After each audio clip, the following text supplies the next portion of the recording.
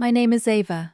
I'm 27 years old, and for most of my life, my family thought I was just lazy. The mysterious pain that plagued me since my teenage years was dismissed as excuses, attention-seeking, or simply a lack of motivation. I never imagined that one day my diagnosis would save my sister, Chloe. The same sister who stood silently by while our mother told me to just get over it. Sometimes, life has a way of bringing things full circle in the most unexpected ways. If you're watching this from somewhere where chronic illness is misunderstood, drop your location in the comments, hit subscribe, and join me as I share how my greatest pain became my family's only hope. As a child, I was always full of energy. I climbed trees, played soccer, and ran around our neighborhood in Maple Creek with boundless enthusiasm. My mother would often comment on how she had to practically drag me inside when the streetlights came on. I was the kid who never wanted the day to end, always begging for 5 more minutes outside. My father would ruffle my hair and call me his little firecracker. Those memories feel like they belong to someone else now. Everything changed when I turned 15. The fatigue hit first, not the normal teenage tiredness that comes from growth spurts and staying up too late. This was different. It felt like someone had replaced my blood with lead. I would wake up after 10 hours of sleep feeling like I hadn't slept at all. Then came the joint pain. My knees and elbows ached constantly, especially in the mornings. Some days, I could barely make it down the stairs for breakfast. The brain fog was the most frustrating symptom. Words would escape me mid-sentence. I would forget what I was doing halfway through a task. School became an exercise in frustration. My parents took me to our family doctor after I fell asleep during final exams. Dr. Evans listened for about 5 minutes before declaring it was just growing pains and stress from school. He suggested more sleep, less screen time, and regular exercise. My mother nodded along, seemingly relieved to have such a simple explanation. For a few weeks, they were concerned. My mom made me vitamin smoothies and let me go to bed early. My dad brought home pamphlets about teen stress management. But when my symptoms didn't improve despite following every suggestion, their concern turned to skepticism. "You were fine last week when Emily invited you to the mall," my mother said one morning when I could barely get out of bed. There was an edge to her voice that hadn't been there before. "That was different," I tried to explain. "I had rested all day before that." My mother pursed her lips. "You need to push through it, Ava. Everyone gets tired." That was the beginning of the shift.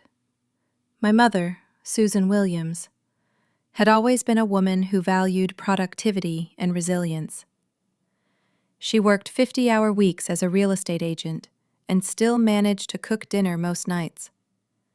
In her world, exhaustion was something you powered through with another cup of coffee and sheer willpower. My father, David, was more passive. He didn't openly accuse me of anything, but he deferred to my mother in all things related to my health. "Your mother knows best," he would say, effectively removing himself from the conversation. As my condition worsened, my younger sister Chloe seemed to thrive. Just 2 years younger than me, she was everything I had been before my symptoms started. She got straight A's, was captain of the volleyball team, and never complained about being tired or in pain. My parents, especially my mother, began to hold her up as an example. "Look at your sister," became a common refrain in our house. "She manages to get everything done, and she has just as much on her plate as you do." The family dynamics shifted dramatically. Family dinners became a celebration of Chloe's accomplishments and a subtle indictment of my failures. My father would ask Chloe about her day while barely making eye contact with me. My mother would serve me smaller portions, as if I hadn't earned the right to the same meal as everyone else because I hadn't been productive. The summer I turned 16, we took our annual family vacation to Lake Tahoe. I had been looking forward to it for months, hoping the change of scenery might help me feel better.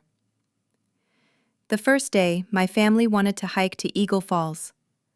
I knew it would be too much for me, but I tried anyway. Halfway up the trail, my knees were screaming in pain and I was so dizzy I had to sit down. "We're almost there," my mother said, irritation clear in her voice. "Everyone else can make it." "I can't," I said, fighting back tears. "I need to go back." My father looked at his watch. "I'll take her back to the cabin," he said to my mother. "You and Chloe, go ahead." I could see the disappointment in his eyes as he silently walked me back down the trail. When my mother and Chloe returned hours later, glowing with excitement about the waterfall and the pictures they had taken, my mother didn't even try to hide her frustration. "You know what your problem is, Ava," she said as she unpacked her backpack. "You're just lazy and looking for attention. You've been doing this since you were 15, and I am tired of planning our lives around your excuses." The words hit me like a physical blow. Chloe looked uncomfortable but said nothing in my defense. My father busied himself with the cabin's fireplace, pretending not to hear. That night, alone in my room, I cried until I had no tears left. I knew something was wrong with my body. I could feel it. But I was beginning to wonder if maybe they were right. Maybe I was just weak. Maybe I was looking for attention. Maybe I was lazy. That was the first time I considered that perhaps the problem wasn't my body, but my mind.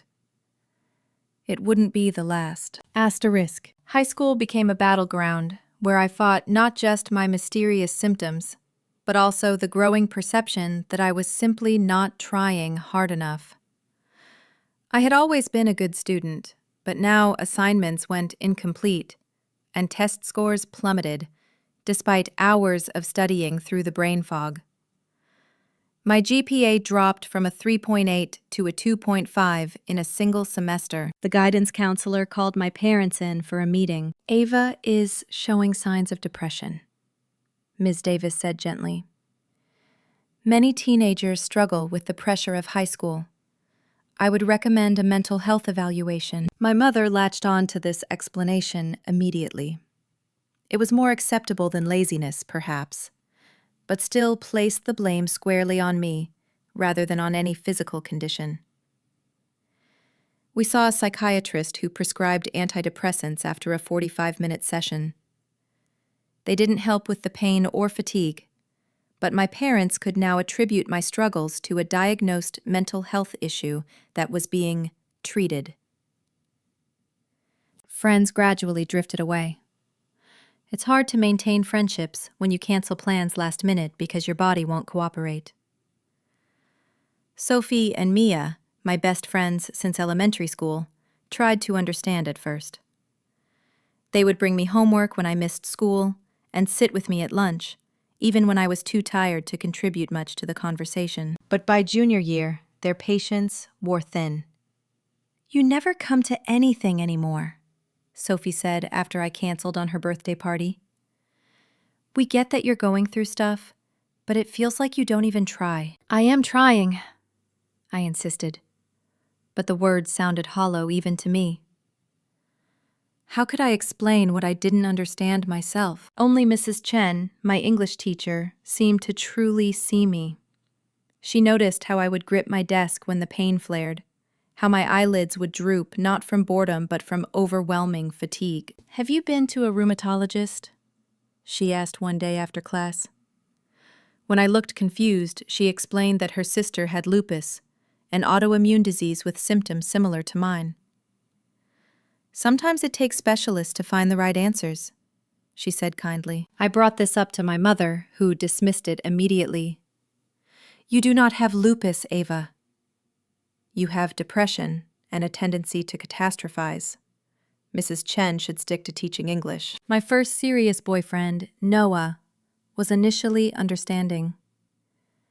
We started dating during senior year, and he didn't mind the quiet dates watching movies instead of going to parties. He would hold my hand through pain flares and drive me home early without complaint. But after a year, even his patience waned. "I feel like I'm dating an old lady," he said during our last fight. "We never do anything fun." "You're only 22 years old, but live like you're 80. I couldn't even argue with him. He deserves someone who could hike with him, dance all night, travel without calculating proximity to bathrooms and rest stops. We broke up a week before I attempted to start community college. College was a disaster from the start. Even with a reduced course load, I couldn't keep up. The walking between classes exhausted me. The long lectures were torture for my body and my foggy brain. I dropped out after one semester, moving back home in defeat. The tension at home escalated to new heights. Chloe was thriving at UCLA, double majoring in economics and political science while maintaining a social life and an internship. Every phone call home was another opportunity for my mother to draw comparisons. "Chloe is managing 19 credits and a part-time job," she would say, not even attempting to hide the subtext. "Why can't you do even a fraction of that?" My father had retreated further into emotional absence. He would come home from his accounting job, eat dinner while asking Chloe about her studies over the phone, and then disappear into his home office until bedtime. Occasionally, when my mother's criticism became particularly harsh, he would attempt peacekeeping with weak statements like, "Let's have a nice dinner without bringing all this up." I tried working at a clothing store at the mall, then as a receptionist, then data entry from home. None lasted more than a few months. The physical demands were too much, and the brain fog made errors common. Each failure reinforced my family's narrative that I simply didn't have the grit or work ethic they valued. The lowest point came during a Sunday dinner when Chloe was home for spring break. She was talking about her internship offer from a prestigious consulting firm when my mother turned to me. "Have you applied for any jobs this week?" she asked, though she already knew the answer. "I'm still recovering from the last one," I said quietly, referring to the telemarketing position I had left 2 weeks earlier, after repeatedly forgetting my script mid-call. My mother put down her fork with deliberate calm. "You are fine, Ava. Just get a job like your sister. The longer you sit around feeling sorry for yourself, the harder it will be to rejoin the real world." Chloe studied her plate intently. My father cleared his throat, but said nothing. "I'm not fine," I said, my voice barely above a whisper. "Something is wrong with me." "The only thing wrong with you is your attitude," my mother replied. "Everyone has challenges. The difference is, most people don't use them as an excuse to avoid responsibility." I left the table and locked myself in my childhood bedroom. The pattern had become clear. No matter what symptoms I reported, no matter how much pain was evident on my face, my family had decided on their narrative. I was lazy. I was seeking attention. I was weak. The isolation grew complete. I stopped joining family meals when I could avoid them. I retreated into online forums where others described symptoms like mine, finding more understanding from strangers than from my own blood. Depression. The real kind, not just the convenient diagnosis my mother had accepted, settled over me like a heavy blanket. I began to doubt everything about myself. Maybe they were right. Maybe I was just lazy.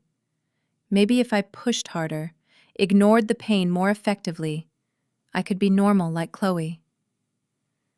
The thought kept me awake at night, along with the ever-present pain in my joints and muscles. Something had to change. I couldn't continue living as a disappointment under my parents' roof. With my next disability check, I made a decision that would alter the course of all our lives. My 24th birthday passed without celebration.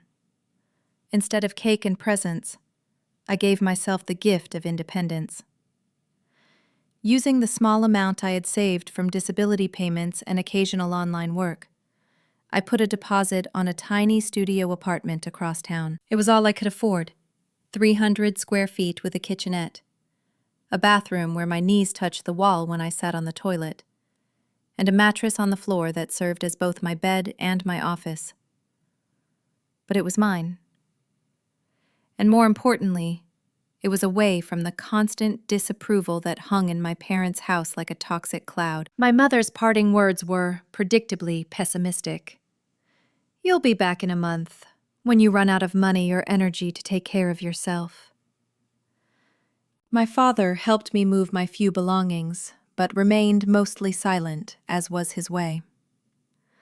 Chloe sent a housewarming gift, a small plant with a card saying, "Grow where you are planted." It was the kindest gesture from my family in years. Survival required income, so I leveraged my one marketable skill, my ability to write when the brain fog allowed. I found work as a virtual assistant, taking on small tasks that I could complete during my good hours, which typically came in the afternoon. The pay was minimal, but combined with my disability benefits, it kept the lights on and food in my refrigerator. With physical distance from my family, I could finally focus on finding answers without their skepticism drowning out my instincts. I spent hours researching medical conditions that matched my symptoms. I joined online communities for chronic fatigue, fibromyalgia, lupus, and other autoimmune conditions.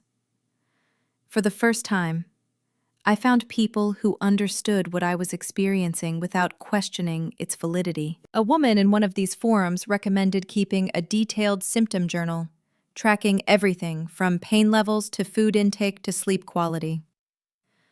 "Doctors take you more seriously when you come with data," she advised. I took her suggestion to heart, creating spreadsheets and charts tracking my symptoms over time. 3 months into my independent life, I used my meager savings to see Dr. Carter, a rheumatologist with positive reviews from the chronic illness community. Her office was an hour away, and the consultation fee was nearly a month's rent. But I was desperate for answers. Unlike the doctors I had seen previously, Dr. Carter listened. Really listened. She asked detailed questions about the progression of my symptoms, my family medical history, and the impact on my daily life. She looked through my symptom journal without a hint of skepticism. "You've been dealing with this for over a decade without proper investigation," she said, her tone a mixture of compassion and professional indignation. "That ends today." What followed was a battery of tests. Blood work that looked at markers I had never heard of, imaging studies, nerve conduction tests, and genetic screenings. Each appointment and test strained my budget to the breaking point, but I was determined to find answers, even if it meant eating ramen for dinner every night. 6 weeks and thousands of dollars later, I sat in Dr. Carter's office as she reviewed my results. "Ava," she said, using my full name with a gravity that made my heart race. "You have Ehlers-Danlos syndrome, with comorbid postural orthostatic tachycardia syndrome and mast cell activation disorder." I burst into tears, not from fear or sadness, but from vindication. There were names for what I had been experiencing, medical terms that validated the decade of pain and exhaustion. I wasn't crazy. I wasn't lazy. I was sick. Dr. Carter explained that Ehlers-Danlos syndrome, or EDS, was a genetic connective tissue disorder that affected how my body produced collagen. This explained the joint pain and hypermobility I had experienced. The POTS explained my dizziness and fatigue as my body struggled to maintain proper blood flow when I stood. The mast cell issues explained the seemingly random allergic reactions and inflammation. "Is there a cure?" I asked, already suspecting the answer. "Not a cure, no," Dr. Carter said gently. "But there are treatments that can help manage your symptoms and improve your quality of life. And now that we know what we are dealing with, we can be much more targeted in our approach. She outlined a treatment plan that included physical therapy, medications to control the POTS and mast cell symptoms, dietary changes, and lifestyle modifications. For the first time in years, I felt a flicker of hope. Not for a miracle recovery, but for a life where I could function within my limitations, without constantly questioning my own experience. Armed with my diagnosis and Dr. Carter's detailed explanation, I decided to share the news with my family. Perhaps now, with medical validation, they would finally understand. I invited them to my small apartment for dinner, spending the entire day cooking despite the pain in my hands and the fatigue threatening to overwhelm me. My parents arrived with Chloe, who was home from graduate school for the weekend. They looked uncomfortable in my small space, my mother glancing with barely concealed disapproval at the mattress on the floor and the second-hand furniture. After a strained meal of spaghetti, the only dish I could afford to make for 4 people, I took a deep breath and shared my diagnosis.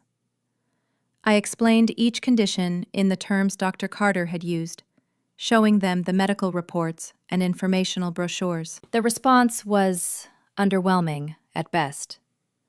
My mother's lips thinned into a familiar line of skepticism. "Everyone has something these days," she said dismissively. "There are so many of these trendy diagnoses now. In my day, people just dealt with their problems without needing special names for them." My father nodded along, adding unhelpfully, "Well, at least you know what it is now." Chloe, at least, seemed genuinely interested, asking questions about treatment and prognosis. But even she fell silent when our mother started on her familiar refrain about positive thinking and pushing through challenges. "Do you know how many clients I have worked with who have disabilities?" my mother asked rhetorically. "They still manage to show up and be productive members of society." I felt something snap inside me. Years of dismissal and gaslighting crystallized into a moment of clarity and rage. "This is not about productivity," I said, my voice shaking. "This is about you refusing to believe that I am genuinely ill because it contradicts your narrative about me. I have spent over 10 years being told I'm lazy and attention-seeking when I was actually suffering from a genetic condition that you probably passed down to me." My mother's face flushed with anger. "How dare you blame your problems on genetics? Your sister came from the same genes, and she is perfectly healthy and successful." The irony of her statement would become apparent all too soon. But in that moment, it was just another knife to my heart. I asked them to leave, unable to continue the conversation without breaking down completely. As they filed out of my apartment, I realized that even with a medical diagnosis, some people will choose their comfortable assumptions over uncomfortable truths. The validation I sought would never come from my family. I would need to find it within myself and my newfound medical community. That night, I cried for the support I never had and never would have from the people who were supposed to love me unconditionally. But when the tears dried, a new resolve took their place. I would move forward with my treatment plan. I would build a life within my capabilities, and I would do it without the constant weight of seeking my family's approval or understanding. What I couldn't know then was that life had a cruel twist of fate waiting just around the corner. One that would force my family to confront the reality of my condition in the most unexpected way. Asterisk. For 6 months, I maintained minimal contact with my family. The occasional text message with Chloe, obligatory holiday phone calls with my parents, but nothing substantial. I focused instead on my treatment regimen and building a support network that actually supported me. Physical therapy sessions taught me how to move without further damaging my hypermobile joints. Medication helped regulate my heart rate and blood pressure when standing. Dietary changes reduced my mast cell reactions. I was far from cured, but for the first time since my teenage years, I had tools to manage my symptoms rather than merely endure them. I even made friends through a local support group for people with invisible illnesses. For the first time, I could talk about pain flares or brain fog without seeing that familiar look of disbelief or impatience. These friends understood canceling plans last minute because your body betrayed you. They got it. Then came the call that changed everything. It was a Tuesday afternoon in October. I was working on a virtual assistant task when my phone displayed my father's number. Dad rarely called me directly, so I immediately knew something was wrong. Ava. His voice cracked in a way I had never heard before. It's Chloe. She collapsed at work. We're at Memorial Hospital. The doctors are running tests. Despite everything, despite the years of dismissal and hurt, my heart dropped to my stomach. I'll be right there, I said without hesitation. I called a rideshare, despite the expense, my hands shaking so badly I could barely use my phone. The 20-minute ride to the hospital felt like hours. My mind raced through possibilities, each more frightening than the last. When I arrived at the hospital, I found my parents in the emergency waiting room. My mother looked like she had aged 10 years overnight, her usually perfect makeup streaked with tears. My father paced the small area, his normally stoic face drawn with worry. Neither seemed surprised to see me. In crisis, family closes ranks, even dysfunctional ones like ours. What happened? I asked, sitting beside my mother, who for once seemed too distracted to criticize me. She was giving a presentation at work, my father explained. Halfway through, she just collapsed. Her colleagues called an ambulance. They said she was complaining about joint pain and dizziness all week, but pushed through it for this big client meeting. The description sent a chill through me. It sounded eerily familiar. A doctor eventually came to speak with us, directing us to a private consultation room. Dr. Martinez was a neurologist with kind eyes and a direct manner. Chloe is stable, she assured us first. But the preliminary tests show some concerning results. Has anyone in your family been diagnosed with connective tissue disorders? 3 pairs of eyes turned to me. I swallowed hard before answering. I have Ehlers-Danlos syndrome with POTS and MCAS. Dr. Martinez nodded, unsurprised. Based on our initial evaluation, Chloe shows many of the same symptoms. We're running genetic tests to confirm, but the presentation is classic for EDS. Unfortunately, her case appears to be more severe, with some vascular involvement that is causing additional complications. My mother's face went pale. That's not possible. Chloe has always been healthy. She was just tired from working too hard. Dr. Martinez's expression was compassionate but firm. Mrs. Williams, EDS is a genetic condition.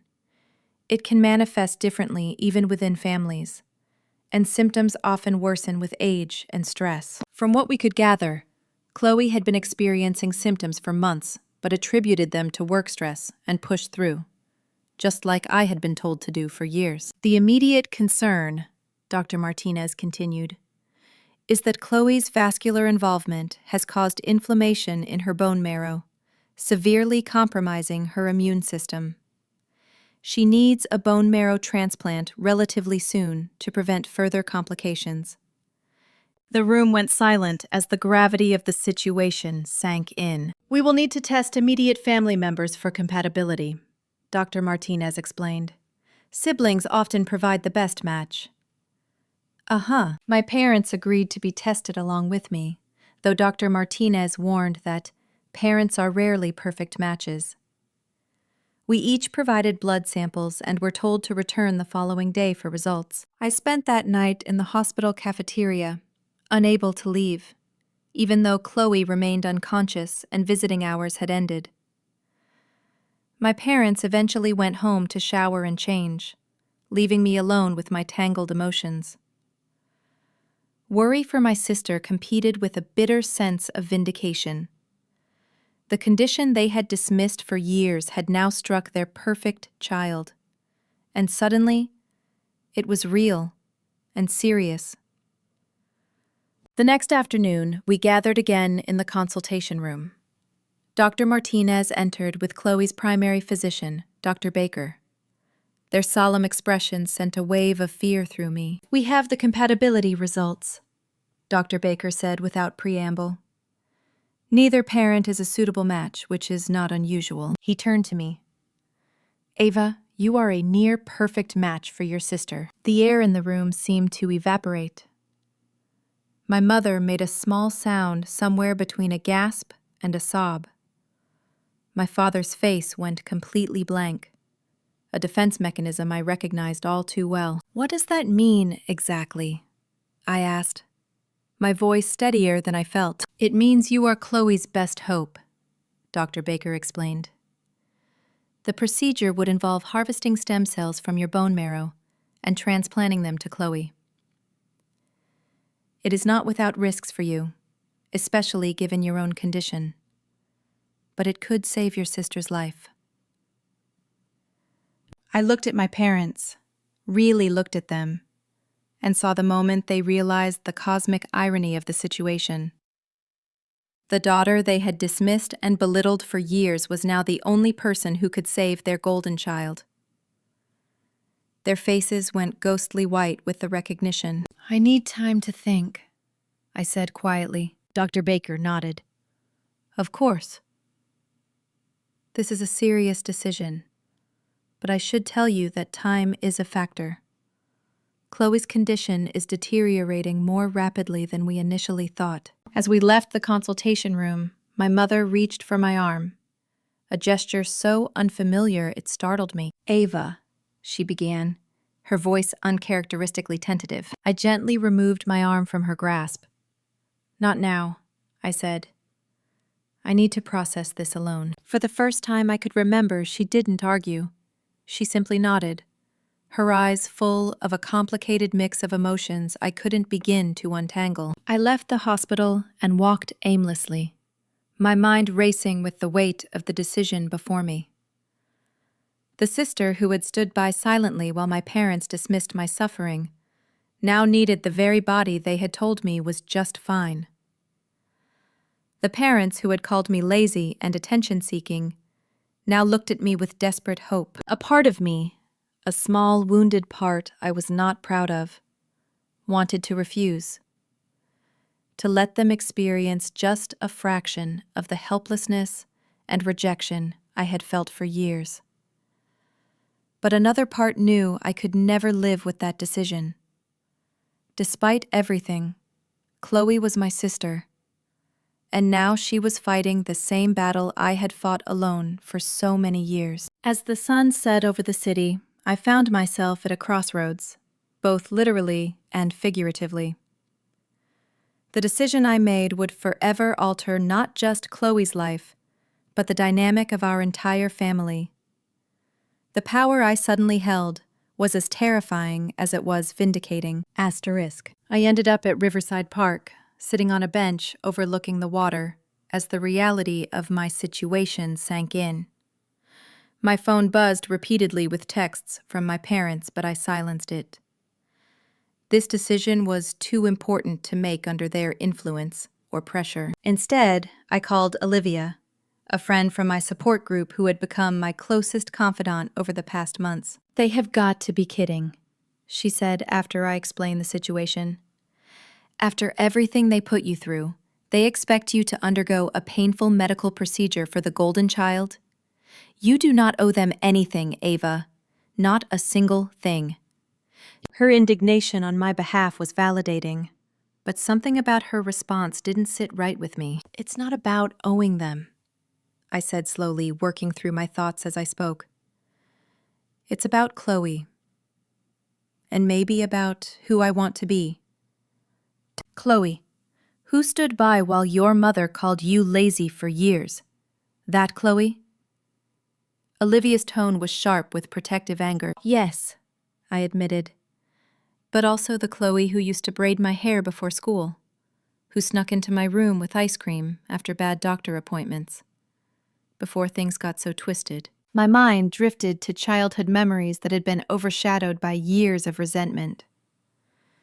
Chloe and I building elaborate blanket forts in the living room, teaching each other hand-clapping games on long car rides.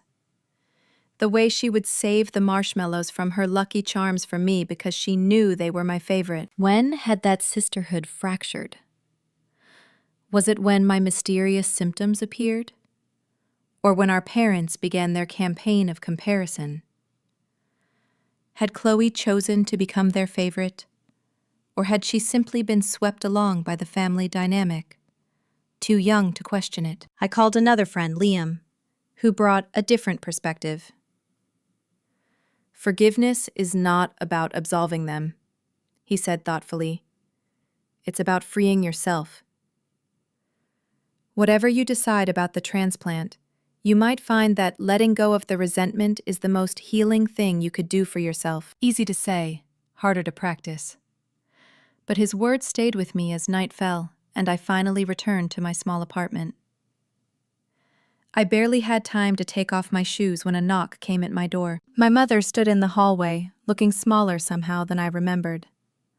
For a woman who had always commanded every room she entered, she seemed diminished, uncertain. "May I come in?" she asked, a question rather than the demand I was accustomed to. I hesitated but stepped aside. She entered my apartment with none of the judgmental glances from her previous visit. Instead, she looked around as if seeing it for the first time, noticing the adaptations I had made for my condition. The ergonomic chair at my desk, the stool in the kitchen so I could sit while cooking, the pill organizer on the counter. "You've made this work for you," she said softly. And I wasn't sure if she meant the apartment or my life with EDS. "I had to," I replied. "No one else was going to do it for me." The words hung between us, heavy with unspoken accusations. My mother sat on my second-hand couch, her normally perfect posture slumped with exhaustion. "Chloe woke up briefly," she said. "She's asking for you." I remained standing, needing the physical advantage. "Is that why you're here? To convince me to help her?" My mother looked up, her eyes red-rimmed from crying. "Yes," she admitted, "but also to—" She faltered, the words seemingly stuck in her throat. "To apologize." Of all the things I had expected her to say, that wasn't one of them. I stared at her, searching for the manipulation or condition that surely accompanied such an unprecedented statement. "I was wrong," she continued when I didn't respond. "About your condition. About you. I see that now." "Because Chloe has it." I couldn't keep the bitterness from my voice. "It took your favorite daughter getting the same diagnosis for you to believe it's real." "Yes," she said simply, the admission shocking in its honesty. "And that is unforgivable, I know.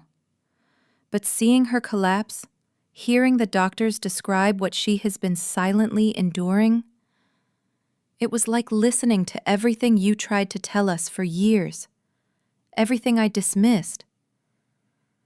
I felt years of pent-up anger and hurt rising to the surface. "Do you have any idea what it was like? To be in pain every day and be told it was all in my head? To watch you praise Chloe for pushing through while telling me I was just lazy? Do you know what that does to a person?" My voice rose with each question, years of suppressed rage finally finding its target. "You made me doubt my own reality. You made me think I was crazy, or weak, or just seeking attention.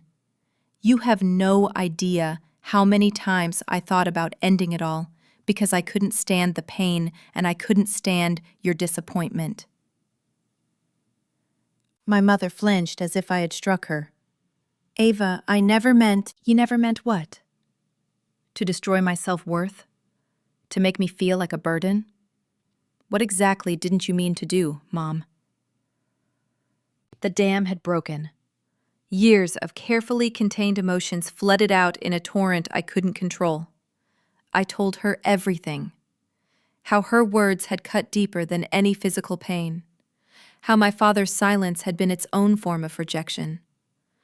How watching Chloe become the daughter they wanted had broken something fundamental in our sisterhood. I expected her to defend herself, to counter with the rational explanations and dismissals that had been her standard response to my pain. Instead, she crumpled before my eyes, her body shaking with sobs. "You're right," she managed between gasps. "All of it. I failed you. I was so afraid that something was seriously wrong that I convinced myself it was nothing. I told myself I was helping you by pushing you to be stronger, but I was just protecting myself from facing the truth." Her raw honesty stopped me mid-rant.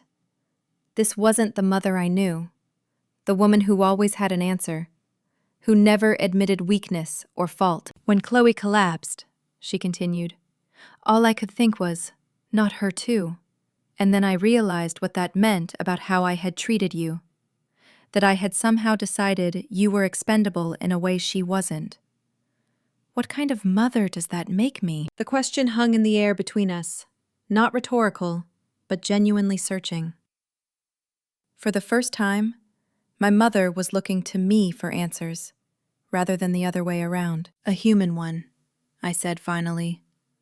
"A flawed one." We sat in silence for several minutes, the weight of unspoken years between us. Not resolved, not forgiven, but acknowledged at last. "I do not expect you to help Chloe because of me," my mother said eventually. "I have no right to ask anything of you. But she is still your sister, and she is scared." I thought about Chloe lying in the hospital bed, facing the same uncertain future I had confronted alone. Despite everything, I couldn't wish that isolation on her. "I'll talk to her," I said. "But I need you to understand something. If I do this, it's not for you or Dad. It's for Chloe, and it doesn't erase the past." My mother nodded, a new respect in her eyes that I had never seen before. "I understand. And Ava, no matter what you decide, we need to do better by you. I need to do better." It wasn't enough. Not nearly enough to heal the wounds of a decade. But it was a beginning, fragile and uncertain as a new seedling. The next morning, I went to the hospital alone. Chloe was awake, pale and diminished against the white hospital sheets. Her eyes widened when she saw me, a complex mix of emotions playing across her face. "Ava," she whispered, her voice weak. "You came." I sat beside her bed, taking in the IV lines, the monitors, the visible evidence of the invisible illness we shared. "Of course I came. You're my sister." Tears filled her eyes. "I'm so sorry," she said. "For everything. For not standing up for you when Mom and Dad dismissed your symptoms. For accepting their narrative that you were just not trying hard enough. I knew something was wrong, but it was easier to believe them than to face what that might mean." I had imagined this conversation so many times. Chloe finally acknowledging the hurt I had carried alone, but seeing her so vulnerable, fighting the same battle I had fought for years. I found the vindication tasted bitter rather than sweet. "Did you know you were having symptoms too?" I asked. "Before you collapsed?" She nodded slightly. For about a year. Joint pain, exhaustion, heart palpitations. But I remembered how Mom and Dad reacted to you. So I hid it, pushed through, like they always praised me for doing. The irony would have been funny if it wasn't so tragic. And look where that got you, I said softly. The doctors told me you were a match, she said after a moment. That you could help me.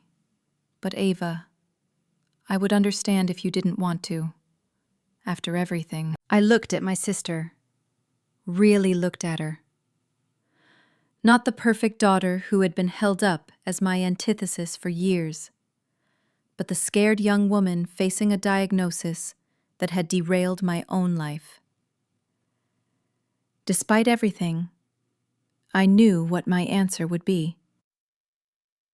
Not from obligation, not from family pressure, but from a place of compassion that surprised even me. I'll do it, I said simply. Not because I have forgotten, but because no one deserves to face this alone. And because maybe this is how we start to rebuild what we lost. Chloe's tears flowed freely now. I don't deserve your help. This isn't about deserving, I replied. It is about choosing the kind of person I want to be, even when it's hard. Especially when it's hard. So, as I left Chloe's room, I felt lighter somehow. Not because the pain of the past was erased, but because I had made a choice based on my values rather than my wounds. The road ahead would be difficult, physically and emotionally. But for the first time in years, I felt like I was walking it on my own terms. The weeks that followed were a blur of medical appointments and procedures. Dr. Baker wasn't exaggerating when he said the bone marrow donation would be challenging for me, given my condition. The pre-donation testing alone left me exhausted and in pain, my body rebelling against the additional stress. We need to make sure you are stable enough for the procedure, Dr. Carter explained during one of my appointments. Donating bone marrow is taxing, even for someone without EDS. She outlined the risks. The general anesthesia could cause a flare of my symptoms. The extraction procedure itself could be more complicated due to my connective tissue issues. The recovery would likely be longer and more painful than for a typical donor. Are you certain you want to proceed? She asked, her expression serious. Medically, I would advise against it. But I understand this is not just a medical decision. I'm certain, I replied, but I appreciate your honesty. My father began appearing at my medical appointments, awkwardly hovering in waiting rooms and offering to drive me home afterward. At first, I found his presence irritating, a too little, too late gesture that felt like an obligation rather than support. But gradually, I recognized it for what it was. His attempt at connection in the only way he knew how. After one particularly grueling appointment, he drove me home in silence until we were nearly at my apartment. I failed you, he said suddenly, his eyes fixed firmly on the road ahead. I thought by staying neutral I was keeping the peace, but all I did was abandon you when you needed an advocate. The admission, so unexpected and uncharacteristic from my stoic father, left me momentarily speechless. Why now? I finally asked. What changed? He was quiet for so long I thought he might not answer. When Chloe collapsed, he said eventually, I felt this terror, this helplessness. And I realized that's how you must have felt for years, only without anyone believing you. His hands tightened on the steering wheel. I cannot undo that, but I can try to be different now. For both my daughters. It wasn't a dramatic reconciliation. There were no tears or hugs or sweeping declarations of changed perspectives. But in its own way, it was profound. My father, a man of few words, had offered what he could. It was up to me whether to accept it. Chloe's condition stabilized enough for her to be fully conscious while awaiting the transplant. I visited her daily, our conversations gradually evolving from awkward small talk to more meaningful exchanges. One afternoon, alone in her hospital room, we finally addressed the elephant that had stood between us for years. "I was jealous of you," she admitted, surprising me. "Growing up, you were always the smart one, the creative one. Everyone said you would do amazing things." Jealous of me? I couldn't hide my disbelief. You were the golden child, the one who could do no wrong. Chloe shook her head slightly. "Only after you got sick. Before that, I was just your little sister, always in your shadow. When Mom and Dad started praising me for doing things you couldn't anymore, it felt good at first, like finally being seen. But then it became this pressure to be perfect, to never show weakness. I had never considered this perspective, that Chloe might have been as trapped in our parents' narrative as I was, just from the opposite side." "So you hid your symptoms when they started," I said, understanding dawning. "I was terrified of disappointing them," she confirmed. "Of becoming," she hesitated, "like me," I finished for her. "I'm sorry, Ava. I was a coward. I let them treat you terribly because I was afraid the same would happen to me if I showed any cracks." The irony wasn't lost on either of us. Her fear had manifested exactly what she had tried to avoid. And now we were both caught in the same genetic web. "We cannot change what happened," I said finally. "But maybe we can do better going forward. Be sisters again, not competitors." She reached for my hand, a tentative gesture of connection. "I would like that." The day of the donation procedure arrived with surprising swiftness. I was admitted to the hospital the night before, my mother insisting on staying with me, despite my protests that I would be fine alone. "Please," she said, "let me do this one thing right." I relented, more from exhaustion than forgiveness. Throughout the night, as nurses came and went, checking vitals and administering pre-procedure medications, I noticed my mother watching me with an expression I couldn't quite place. Not pity, not guilt, but something closer to revelation. "What?" I finally asked after catching her staring for the third time. "I'm seeing you," she said simply. "Really seeing you. Maybe for the first time. How strong you are. How you have managed this condition for years without the support you deserved." Before I could respond, the anesthesiologist arrived to explain the procedure once more and have me sign the final consent forms. The moment passed, but her words stayed with me as I was wheeled into the operating room. I woke hours later in recovery, the familiar pain of my condition amplified by new surgical pain. My mother was there, looking like she hadn't moved the entire time. When she saw I was awake, she didn't bombard me with questions or platitudes as I would have expected. Instead, she simply asked, "What do you need right now?" Such a simple question, but one I couldn't remember her ever asking before. "Water," I managed through a dry throat. "And my pain medication from home. The hospital stuff makes me nauseated." She nodded and immediately went to advocate with the nurses, returning with both ice water and the approval to use my own medications. It was a small thing, but significant.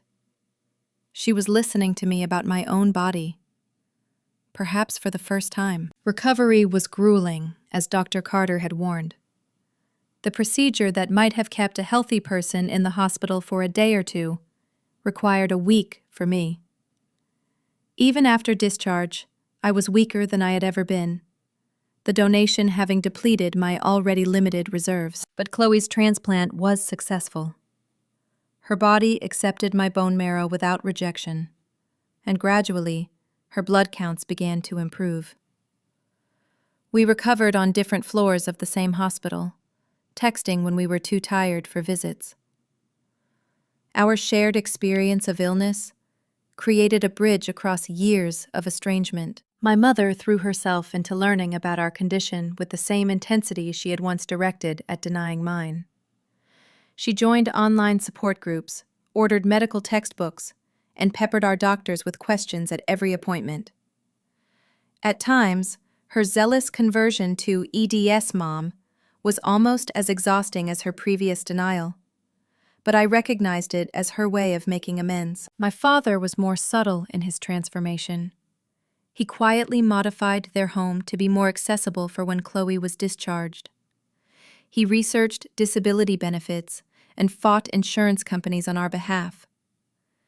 He never explicitly apologized again after that day in the car, but his actions spoke of a man determined not to repeat past mistakes. Extended family members who had followed my parents' lead in dismissing my condition now approached with awkward apologies. Aunt Karen, who once told me to just push through it when I couldn't attend her wedding, now called regularly to check on both me and Chloe. Uncle Mike, who had joked about my princess and the pea syndrome, sent thoughtful care packages with heating pads and compression gloves. Their sudden concern felt both validating and infuriating. It had taken Chloe's diagnosis to legitimize mine in their eyes, as if one sister's pain was more real than the other's. 3 months after the transplant, we gathered for our first family dinner since the procedures. My mother insisted on hosting at their house rather than a restaurant, so you girls can rest if you need to. The phrasing, acknowledging both our needs without distinction or comparison, did not go unnoticed. The table was set differently than I remembered from previous family dinners. Chairs with proper back support replaced the decorative but uncomfortable dining chairs. The meal was simple, avoiding the trigger foods that both Chloe and I now knew could cause mast cell reactions. Wine glasses sat at every place except ours, a tacit recognition that alcohol was no longer compatible with our medication regimens. As we ate, the conversation flowed more naturally than it had in years. My parents asked questions about my virtual assistant work, showing genuine interest rather than thinly veiled disappointment. Chloe talked about her plans to return to her job part-time with accommodations for her condition. "I never understood how you managed to keep working through all this," she said to me, admiration clear in her voice. "Even just part-time seems daunting to me right now." "You adapt," I said. "You find new ways to define success." My mother, who once would have bristled at such a redefinition of achievement, simply nodded.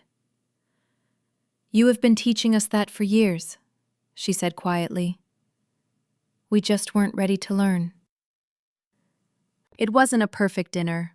Old patterns occasionally emerged, quickly corrected but still present like muscle memory. My father still defaulted to silence when conversations became emotional. My mother still had to visibly stop herself from making comparisons between us. Chloe and I were still learning how to be sisters rather than rivals, but it was a beginning. A family slowly learning a new way to function, one that accommodated, rather than denied, the reality of chronic illness. As I left that night, my father hugged me with uncharacteristic emotion. "Thank you," he whispered, "for giving us another chance." I didn't say that I had done it for Chloe, not for them. Some truths still needed time. But I returned the hug, allowing myself to feel the tentative hope of a family finding its way back to each other through the most unexpected of paths. Asterisk. 1 year after the bone marrow transplant, both Chloe and I had settled into what doctors called our new normal. The transplant had successfully treated the vascular complications of her EDS, though the underlying connective tissue disorder remained for both of us. We each had good days and bad days, flares and remissions. The difference now was that neither of us faced them alone. I had expanded my virtual assistant business into a small agency, specifically employing people with chronic illnesses who needed flexible work arrangements. The insight I had gained through years of navigating work with EDS became valuable expertise that I could share with others in similar situations. During a particularly clear-headed period, I created an online resource guide for newly diagnosed EDS patients, compiling the information I had spent years gathering the hard way. Dr. Carter began referring her patients to it, calling it the orientation I wish I could give everyone. What started as a simple document grew into a support group that met monthly in the community room of my apartment building. People of all ages with invisible illnesses gathered to share strategies, frustrations, and the unique dark humor that develops when your body becomes unpredictable. You should have seen the look on this guy's face when my shoulder dislocated during our first date, laughed Rachel, a 32-year-old teacher with EDS.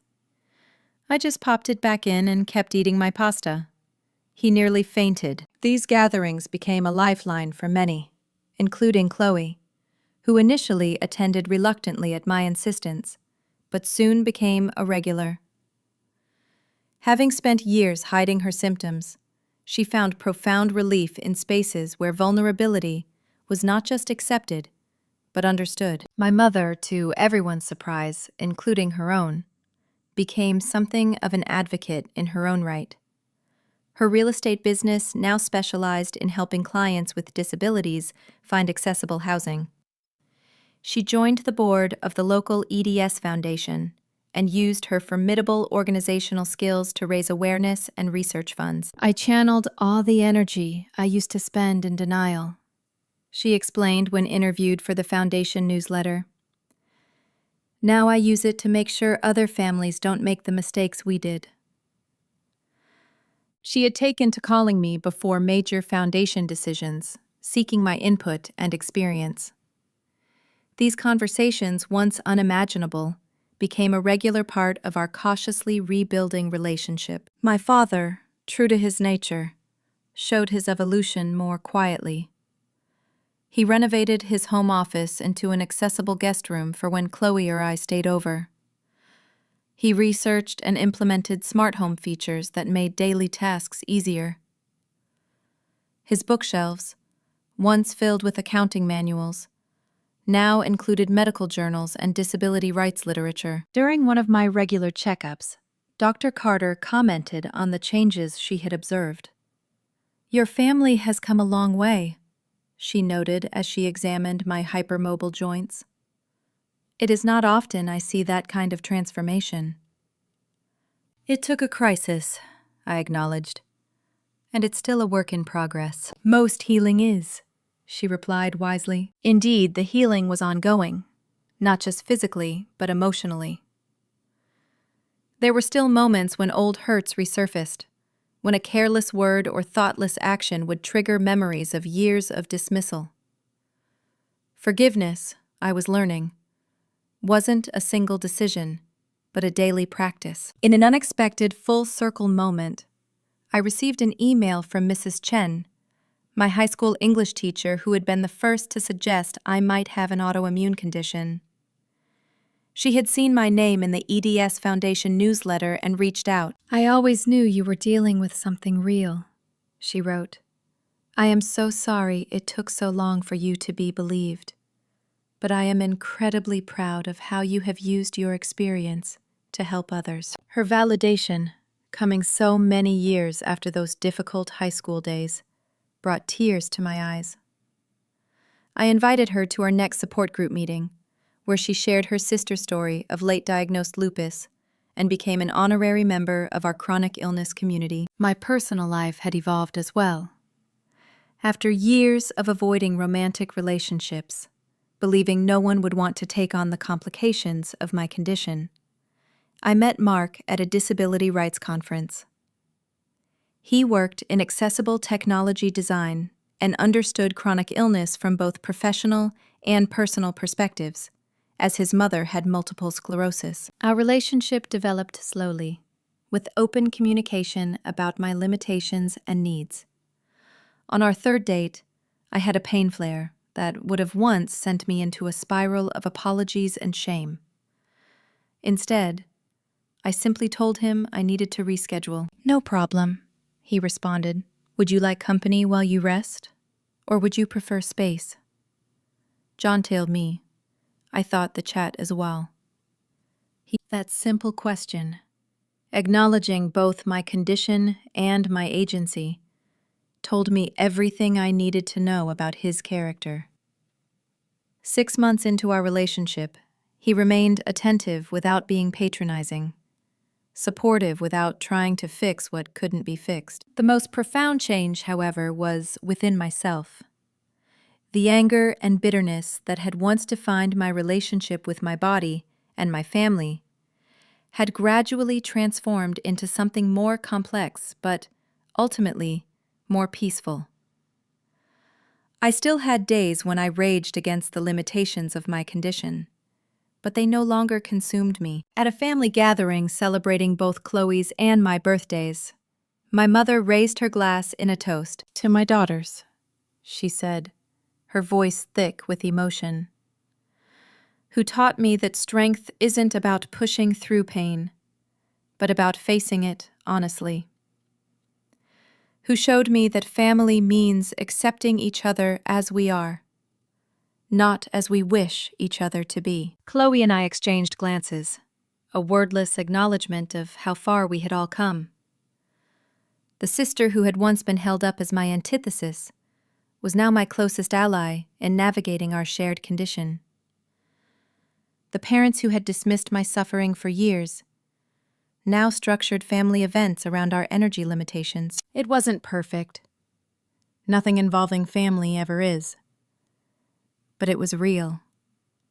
This new understanding we had forged through crisis and reconciliation. Later that evening, as guests were leaving, my father pulled me aside. "I've been thinking," he said, characteristic uncertainty in his voice, "about starting a college fund for EDS research. In your name." The gesture, so practical yet so meaningful coming from him, touched me deeply. "I think that would be wonderful, Dad." As I drove home that night, I reflected on the strange journey that had brought us here. How my family had called me lazy until my sister needed the cure only I could give. How a medical crisis had forced a reckoning that might never have happened otherwise. How forgiveness had become not just a gift I gave others, but a freedom I gave myself. The road ahead would still have its challenges. EDS has no cure, only management. Family dynamics, though improved, would always have their complications. But for perhaps the first time since my symptoms began at 15, I felt a sense of peace with both my body and my place in my family. Not because everything was fixed, but because the truth was finally acknowledged. Have you ever had to forgive someone who took years to believe your pain, or found yourself in a position to help someone who had hurt you? I would love to hear your experiences in the comments below. And if this story resonated with you, please like, subscribe, and share it with someone who might need to feel less alone in their invisible battle. Remember that sometimes our greatest wounds become our most powerful gifts to others. Thank you for listening to my story, and may you find healing in whatever challenges you face.